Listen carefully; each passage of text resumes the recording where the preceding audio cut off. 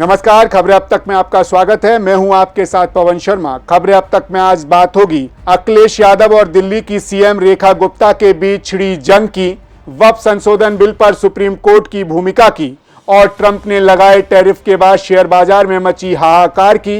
इन तमाम मुद्दों पर विस्तार से करेंगे चर्चा, लेकिन इससे पहले आइए नजर डालते हैं इस वक्त की हेडलाइंस पर। पेट्रोल और डीजल पर सरकार ने बढ़ाई एक्साइज ड्यूटी, नोटिफिकेशन जारी, मगर जनता पर नहीं पड़ेगा कोई बोझ। किरेन रिजिजू ने सीएम उमर अब्दुल्ला के साथ ट्यूलिप गार्डन की सैर, भड़क गई महबूबा मुफ्ती। कुणाल कामरा को मिली बड़ी राहत, मद्रास हाईकोर्ट ने बढ़ाई कॉमेडियन की अंतरिम अग्रिम जमानत की अवधि। आसाराम को 30 जून तक मिली अंतरिम जमानत, हाईकोर्ट ने अर्जी को किया स्वीकार।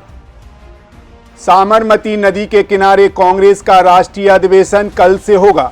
गुजरात में 64 साल बाद हो रहा है यह आयोजन। वाराणसी में हुई खौफनाक वारदात, नशा देकर 7 दिन तक 23 दरिंदों ने युवती से किया गैंगरेप। राजस्थान में गर्मी ने तोड़ा 26 साल का रिकॉर्ड, उत्तर प्रदेश में भी झुलसा रहा पारा, आईएमडी ने जारी किया अलर्ट। हज से पहले सऊदी अरब ने लगाई पाबंदी, भारत सहित 14 देशों का वीजा रोका। महंगी हुई रसोई गैस, एलपीजी गैस सिलेंडर के दाम में 50 रुपए की हुई बढ़ोतरी। बिहार में बोले राहुल गांधी, जातीय जनगणना नहीं चाहती बीजेपी आरएसएस, लेकिन हम करवा के रहेंगे। हेडलाइंस के बाद खबरें अब तक में एक बार फिर आपका स्वागत है। शुरुआत करेंगे आज की अहम खबर से।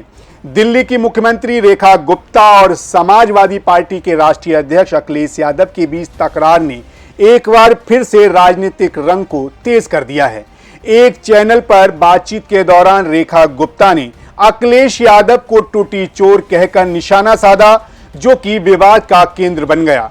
जब इस पर अखिलेश यादव से प्रेस कॉन्फ्रेंस में सवाल पूछा गया तो उन्होंने सहजता से जवाब दिया, अगर हम उनकी टिप्पणियों को सुनेंगे तो ज्यादा अच्छा लगेगा। इसके बाद उन्होंने अपनी प्रेस कॉन्फ्रेंस में रेखा गुप्ता का वीडियो चलवाया, जिसमें वह न सिर्फ अखिलेश यादव बल्कि कई अन्य नेताओं पर भी अपमानजनक टिप्पणियां कर रही थीं। इसकी झलकियां आप इस वीडियो में देखिए। अखिलेश यादव आए थे दिल्ली में प्रचार करने। टूटी चोर। कपिल मिश्रा आपके मंत्री। ईमानदार, सच के साथ जूझने की ताकत।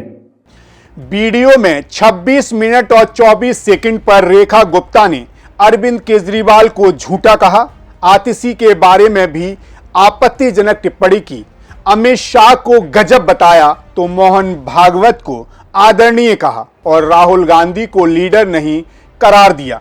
इस वीडियो को देखकर अखिलेश ने सवाल उठाया, इस तरह की भाषा देने का जो आत्मविश्वास दिख रहा है वो आखिर कहां से आ रहा है। अखिलेश यादव ने इस मुद्दे पर क्या कहा वो भी आइए आपको सुना देते हैं।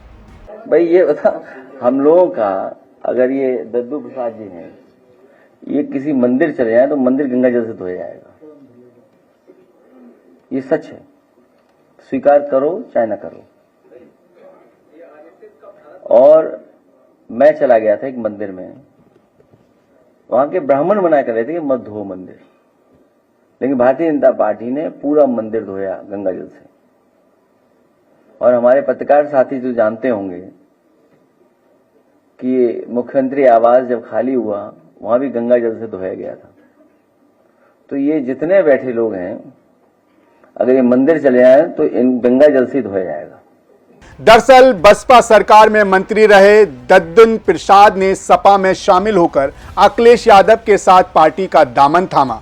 इसी प्रेस कॉन्फ्रेंस में अखिलेश यादव ने दिल्ली सीएम पर निशाना साधा, जिसके बाद एक बात तो तय है कि राजनीतिक संघर्ष में जहां शब्दों की लड़ाई तेज हो गई है, वहीं अखिलेश यादव और रेखा गुप्ता के बीच की टकरार ने एक बार फिर साबित कर दिया है कि राजनीति में सिर्फ बयान ही नहीं बल्कि उनके पीछे की मंशा और रणनीति भी अहम होती है। अखिलेश यादव की शांत और सधे हुए जवाबों में उनकी परिपक्वता को दर्शाया, जबकि रेखा गुप्ता के बयान ने विवाद को और बढ़ा दिया।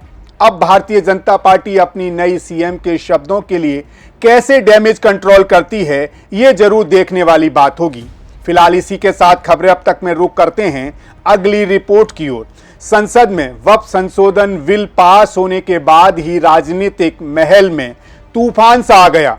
विपक्षी दल पूरी ताकत से इस बिल को कानून बताने से रोकने की कोशिश कर रहे हैं। सुप्रीम कोर्ट में भी इस बिल को चुनौती देने वाली याचिका की बाढ़ सी आ गई है।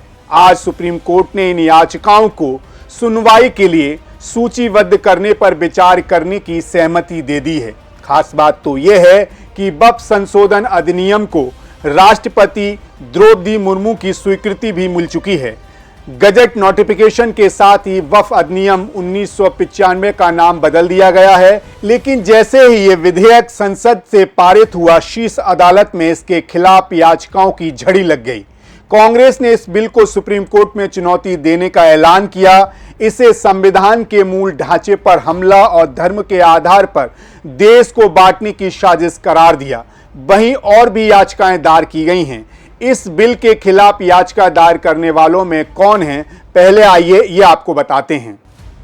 असदुद्दीन ओवैसी AIMIM अध्यक्ष, अमान अब्दुल्ला खान आप विधायक, मोहम्मद जावेद कांग्रेस सांसद, Jamiat Ulemae Hind, association of the protection of civil rights, Samastha Kerala अमियत उफ उलेमा, इन सभी याचककर्ताओं का एक बड़ा आरोप है कि नए कानून ने वक्फ वाय यूजर की अवधारणा को खत्म कर दिया है।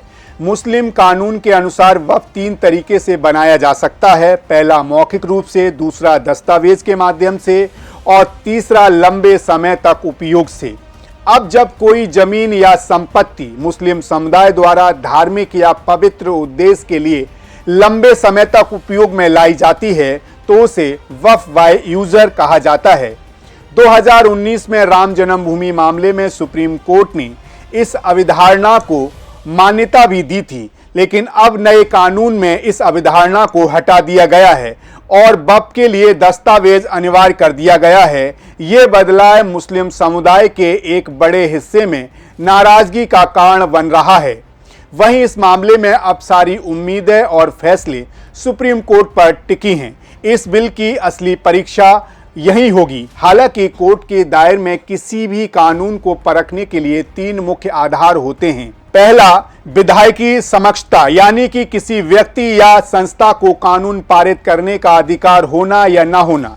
दूसरा, संविधान का उल्लंघन। तीसरा, मनमाना होना। अगर इन तीनों आधारों पर देखा जाए तो शीर्ष अदालत ने इसे खारिज करना आसान नहीं होगा। लेकिन सवाल यह है, क्या सुप्रीम कोर्ट संविधान के मूल ढांचे की रक्षा करेगा या फिर सरकार के पक्ष में फैसला देगा? ये लड़ाई सिर्फ एक कानून के लिए नहीं, बल्कि भारत के संवैधानिक ढांचे और धार्मिक अधिकारों के भविष्य के लिए भी बेहद महत्वपूर्ण है। फिलहाल इसी के साथ खबरें अब तक में रुक करेंगे अगली रिपोर्ट्स की ओर। आज का दिन शेयर बाजार के लिए इतिहास में दर्ज हो गया है। सेंसेक्स और निफ्टी दोनों ही ऐसे गिरावट के शिकार हुए कि निवेशकों के चेहरे पर चिंता की लकीरें गहरी हो गई। ये गिरावट इतनी जबरदस्त थी कि ऐसा लग रहा था जैसे पूरी अर्थव्यवस्था पांव तले जमीन खिसक गई है। सेंसेक्स सुबह खुलते ही 3000 अंक से ज्यादा गिर गया। वहीं निफ्टी में भी बड़ी गिरावट दर्ज की गई। निफ्टी 1000 अंक से ज्यादा लुढ़क गया। इसके अलावा सोमवार को एशियाई बाजार भी धड़ाम हो गए। जाहिर है कि मार्केट की यह गिरावट अमेरिकी राष्ट्रपति डोनाल्ड ट्रंप के टैरिफ की वजह से आई है। टैरिफ समझ रहे होंगे आप, जो कि आजकल ट्रंप के मुंह से आपको टैरिफ शब्द खूब सुनाई दे रहा होगा। अगर आप अब तक ये नहीं समझ पाए कि टैरिफ क्या होता है तो पहले आइए आपको ये बताते हैं। टैरिफ एक तरह का टैक्स होता है जो किसी देश की सरकार विदेशी सामान और सेवाओं पर लगाती है जब वो देश के अंदर आयात किए जाते हैं। जब कोई उत्पाद सीमा पर पार करता है तो उसे बेचने वाली कंपनी उसे देश की सरकार को ये टैक्स देना होता है।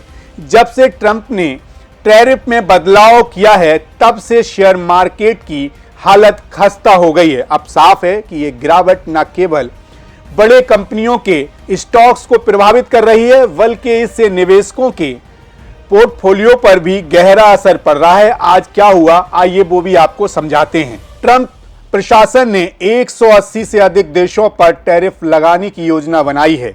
आज हांगकांग का हैंग सेंग इंडेक्स खुलते ही 10% से अधिक गिरा, जिसके बाद एशियाई बाजारों में भी अफरा तफरी का माहौल देखा गया।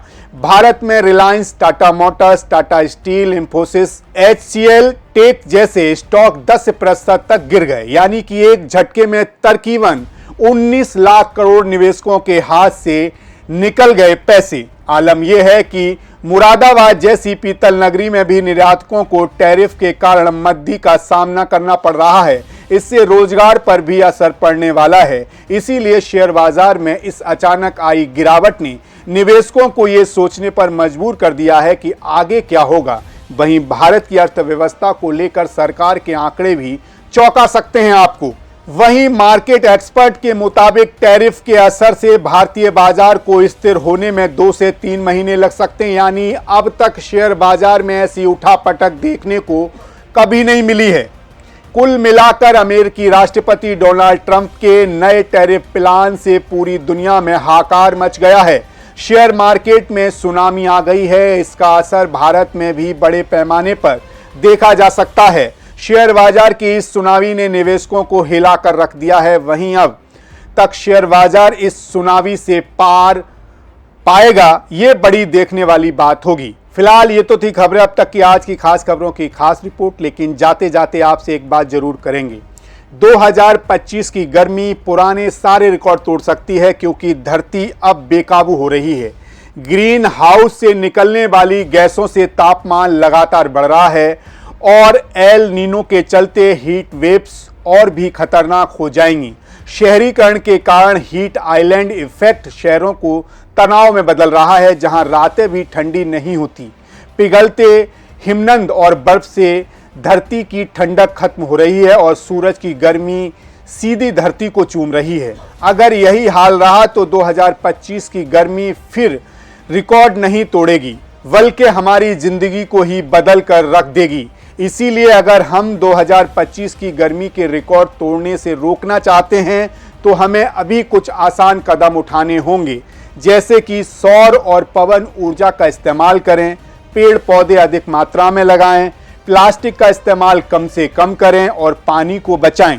सार्वजनिक परिवहन का इस्तेमाल करें, कम ऊर्जा खर्च करने वाले उपकरणों का उपयोग करें और हरियाली से भरे क्षेत्रों में रहने की कोशिश करें। सबसे जरूरी बात, हर कोई जलवायु परिवर्तन के बारे में जागरूक हो और अपनी छोटी छोटी आदतों में बदलाव लाए। इससे हम धरती को ठंडा और सुरक्षित बना सकते हैं। फिलहाल इसी के साथ मुझे दीजिए इजाजत और आप बने रहिए सी न्यूज़ भारत के साथ। हर खबर आपके साथ, आपके हाथ।